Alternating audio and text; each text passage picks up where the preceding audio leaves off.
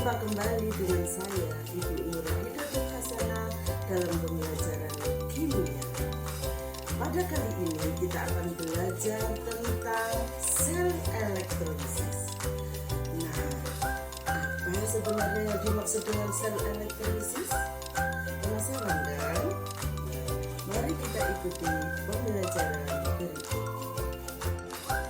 Kompetensi dasar menerapkan stoikiometri reaksi reduksi oksidasi dan hukum Faraday untuk menghitung besaran-besaran terkait sel elektrolit.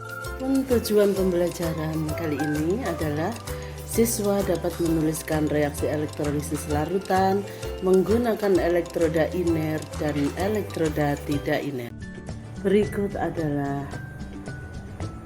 video tentang sel elektrolisis.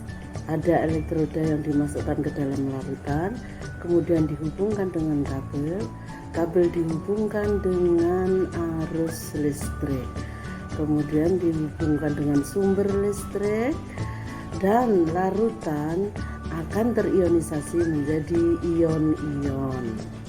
Elektrolisis itu adalah suatu sel elektrokimia yang mengubah arus listrik menjadi energi kimia.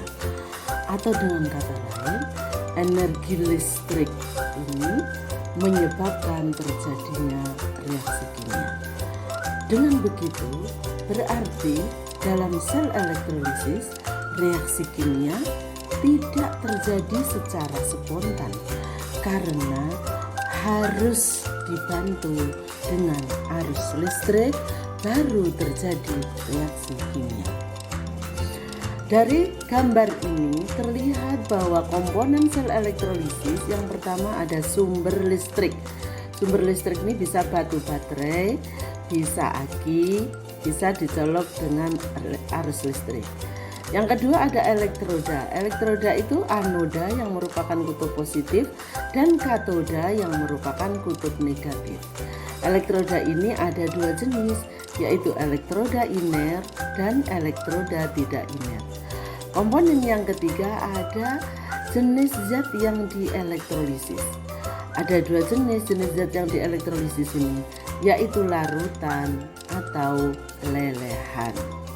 Berikut adalah proses yang terjadi dalam sel elektrolisis. Ketika kita menghubungkan elektroda dengan kabel yang dihubungkan dengan sumber listrik dan dicelupkan ke dalam suatu larutan atau lelehan, maka larutan ini akan terionisasi menjadi ion positif atau kation dan ion negatif atau anion. Ion positif akan menuju ke kutub negatif atau ke katoda dan terjadi reaksi reduksi.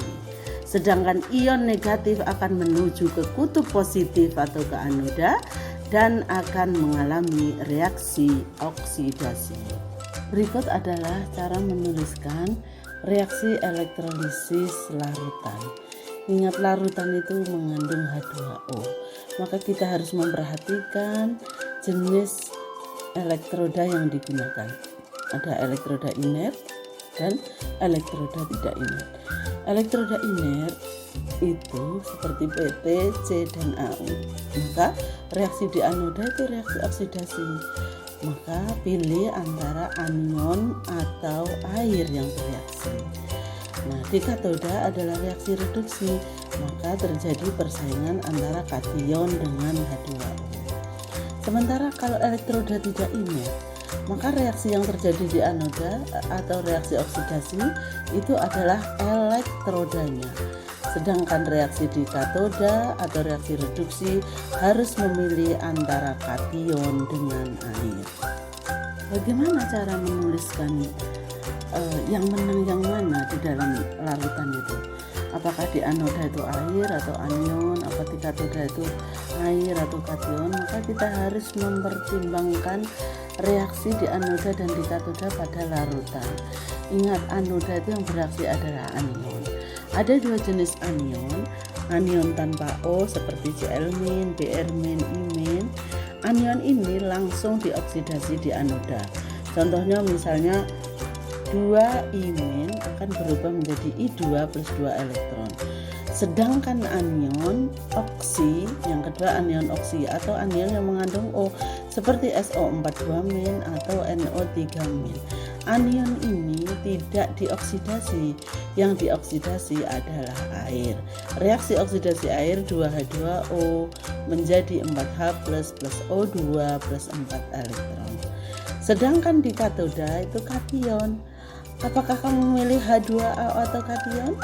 Maka kamu harus memperhatikan deret volta antara kation dengan air yang letaknya di sebelah kanan dalam deret volta, itulah yang mengalami reaksi reduksi.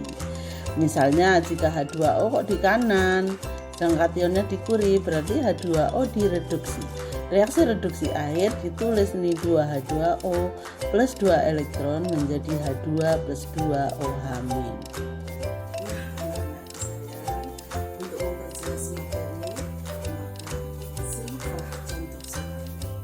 Bagaimana cara menjawab soal tadi? Kita harus menganalisis gambar. Dari gambar tersebut menunjukkan bahwa elektrodanya adalah C, berarti itu termasuk elektroda inert atau elektroda yang tidak ikut bereaksi.